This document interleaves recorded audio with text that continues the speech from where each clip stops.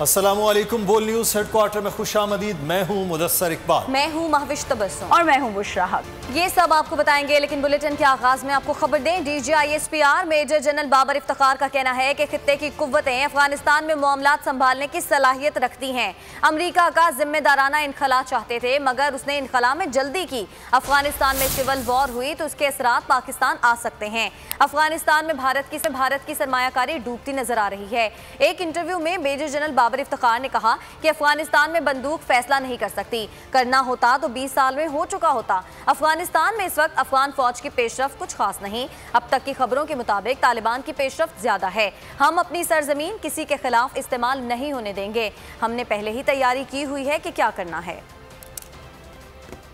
اکثر پاکستان کو مورد الزام ٹھہرایا جاتا ہے کہ جی جو کچھ یہاں پہ مسائل چل گئے ہیں کہ پاکستان نے شاید اس کے اندر کوئی رول ادا کیا ہے، جس طرح افغان گورنمنٹ بھی یہ کہتی رہی ہے اور بھی جو اسپوائلرز ہیں وہ یہ بات کرتے ہیں۔ افغان نیشنل آرمی، میں نے جیسے کہا، ان کو اکوپ بھی کیا گیا، ان کو ٹرین بھی کیا گیا، ان کے اوپر ٹریلینز آف ڈالرز کے اخراجات آئے۔ As a professional soldier I would like to say کہ they should have the capacity to withstand this onslaught and they should be able to fight۔ Pakistan نے پوری سنسیریٹی کے ساتھ، پوری خلوص نیت کے ساتھ اس پیس پروسیس کو آگے بڑھانے کی کوشش کی ہے۔ آف کورس اس میں تمام اور اسٹیک ہولڈرز بھی شامل رہے ہیں، لیکن پاکستان کا ایک کلیدی کردار رہا ہے۔ ہم نے بار بار یہ بات کی ہے کہ وی ہیو نو فیوریٹس ان افغانستان۔ یہ جو بھی پیس پروسیس ہے، اس کا مین سٹے ہے وہ مختلف افغان دھڑے ہیں، جنہوں نے آپس میں بات کر کے اور خود یہ ڈیسائیڈ کرنا ہے کہ انہوں نے افغانستان کو آگے کیسے لے کے جانا ہے۔ وہ جو اسپل اوور افیکٹ ہے، جو اگر یہ سول وار میں جاتی ہیں چیزیں اور اگر یہ مسئلے کا حل نہیں نکلتا، تو اس کا جو اسپل اوور ہے جو پاکستان میں آ سکتا ہے، پہلے بھی آیا تھا۔ So we are very well aware of that and we have already braced for it، اور اس کے اوپر ہم نے بہت میز لی ہیں۔ وزیر خارجہ شاہ محمود قریشی نے کہا ہے کہ افغانستان کے فیصلہ ساز قوتوں کو متحد کرنے کی کوشش کر رہے ہیں۔ امریکی وزیر خارجہ سے گفتگو میں صورتحال پر ان کے تحفظات سمیت مجموعی پیش رفت پر گفتگو ہوئی۔ انہوں نے پاکستان کے کردار کو سراہا۔ 2 ہفتے میں طالبان کی جانب سے ملک بھر میں قبضے کی بات مفروضہ ہے۔ ملتان میں پریس کانفرنس میں ان کا یہ کہنا تھا کہ افغان وزیر خارجہ کو پاکستان کے دورے کی دعوت دی ہے، افغانستان کے شمالی اتحاد کو بھی دعوت دی ہے۔ ہم نہیں چاہتے کہ افغانستان کسی سول وار کا شکار ہو۔ افغانستان میں امن تب ہوگا جب وسط ایشیا کے ساتھ ہمارے اتحاد کا خواب پورا ہو سکے گا۔ انہوں نے کہا کہ وہ کل تاجکستان اور ازبکستان جا رہے ہیں۔ وزیر اعظم بھی ازبکستان میں شنگھائی تعاون اجلاس سے عالمی رہنماؤں سے مسئلہ افغانستان پر گفتگو کریں گے۔ پاکستان کے ساتھ 3 نشستیں ہو چکی ہیں۔ پاکستان کے ساتھ بالکل انگیجمنٹ ہے، جو ان کے دوحہ پہ میٹنگز ہو رہی ہیں۔ پاکستان نے فیسیلیٹیٹنگ رول پلے کیا ہے۔ پاکستان پیس پروسیس کو پش کرنے کی پوری کوشش کر رہا ہے۔ پاکستان کا رول آج پوری دنیا اس کا ایکنالج کر رہی ہے، اعتراف کر رہی ہے، اس کو سراہ رہی ہے۔ ہماری اس وقت کوشش ہے کہ ہم ان کے ساتھ انگیج کریں۔ ہم نہیں چاہتے کہ کوئی نیا انفلکس آئے اور اس انفلکس کے ذریعے کوئی ایسے عناصر بھی آ جائیں جو پاکستان کے اندر تخریب کارانہ کارروائی میں حصے دار بن جائیں۔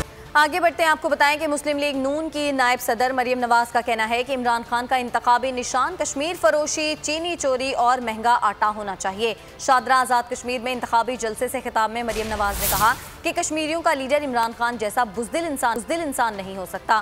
مسئلہ کشمیر نواز شریف کی قیادت میں حل ہوگا۔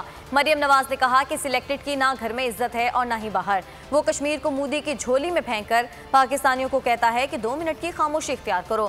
عوام کی خاموشی ختم ہو گئی، عمران خان کی خاموشی ختم ہونے کا نام نہیں لے رہی۔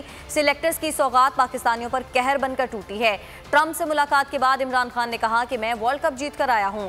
انہوں نے کہا کہ غریبوں کی کمر بوجھ سے نہیں، مہنگائی کی وجہ سے جھکی ہوئی ہے۔ جو سلیکٹرز کے ساتھ مل کر اقتدار میں آیا ہو، اسے آزادی کا کیا علم ہوگا۔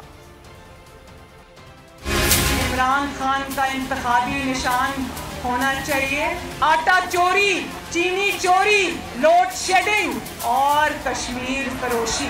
کشمیریوں کا لیڈر کیا عمران خان جیسا بزدل انسان ہو سکتا ہے؟ مسئلہ کشمیر اگر حل ہوا انشاءاللہ تعالی तो नवाज शरीफ की क़यादत में होगा, क्योंकि सिलेक्टेड को कोई नहीं मानता। सिलेक्टेड की ना घर में इज्जत है ना घर के बाहर इज्जत है। सिलेक्टेड कश्मीर का मुकदमा हार के आ जाता है, कश्मीर को मोदी की झोली में फेंक के आ जाता है और आकर पाकिस्तानियों को कहता है 2 मिनट की खामोशी इख्तियार करो।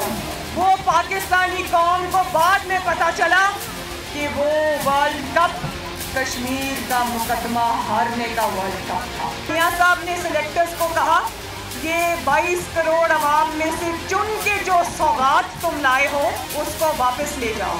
और आज वही सौगात जो 22 करोड़ पाकिस्तानियों के सर पर कहर बनकर टूटी है। कश्मीर इंतखाबात में पीपी और नून लीग के पास उम्मीदवार ही नहीं है। वफाकी वज़ीर इत्तलात फवाद चौधरी का एबटाबाद में इंतखाबी दफ्तर के इफ्तिताह के मौके पर खिताब। कहा, बिलावल भुट्टो और मरीम नवाज को कश्मीर की तारीख का कोई पता नहीं है। दोनों के वालिदैन ने लूट मार करके दुनिया के तमाम ममालिक में फ्लैट बनाए। पीटीआई आवाम की पार्टी है, आज़ाद कश्मीर में भारी अक्सरियत से कामयाबी हासिल करेगी। तहरीक इंसाफ को दिवालिया मुल्क मिला। इमरान खान ने मईशत को पांव पर खड़ा किया। और बिलावल भुट्टो की आप तकरीरें सुने जो कश्मीर में कर रहे हैं, दोनों को कश्मीर की तारीख का नहीं पता। ये बच्चे जो इस वक्त कैंपेन कर रहे हैं वहां पे, इनकी कोई हैसियत नहीं है। मरियम नवाज और बिलावल भुट्टो, इनकी क्या कंट्रीब्यूशन है पाकिस्तान के लिए? इनको क्या पता कि मुल्क की मईशत को कैसे चलाते हैं? इन लोगों के ये जब पैदा हुए तो इनको पता चला कि इनके वालिदैन ने दुनिया के हर बड़े शहर में एक अपार्टमेंट लेके इनके लिए रखा हुआ है।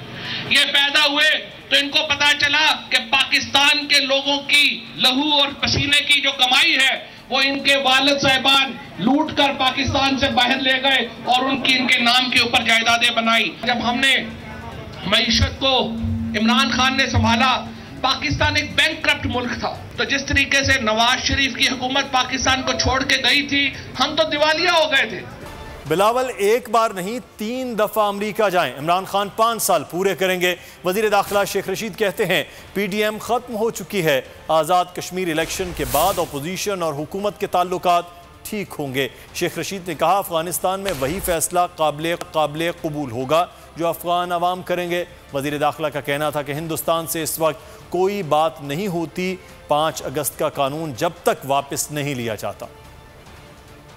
साल पूरे करेगा और अगले 5 साल का उम्मीदवार है वो। कोई फर्क नहीं पड़ता ये अंडर 19 की टीम अमेरिका जाए या 2 दफा जाए या 3 दफा जाए। कोई पीडीएम डेड हॉर्स है, पीडीएम खत्म हो चुकी है। आज़ाद कश्मीर के इलेक्शन के बाद अपोजिशन और हुकूमत के तल्लुकात और बेहतर होंगे। जो अफगानिस्तान में अफगानिस्तान के लोग फैसला करेंगे वो हमें काबिल कबूल है। ना हम अपनी खिलाफ इस्तेमाल होने देंगे, ना हम ये टोके रखते हैं कि हमारे खिलाफ किसी की सरजमीन इस्तेमाल हो। हिंदुस्तान से कोई बातचीत उस वक्त तक नहीं हो सकती जब तक वो 5 अगस्त के काले कानून को वापस ना ले। और अगर वो ये वापस ले लेता है तो मैं समझता हूँ कि हिंदुस्तान के साथ अमन के रास्ते में हमें कोई दुश्वारी नहीं है। हम कश्मीरियों के साथ खड़े हैं।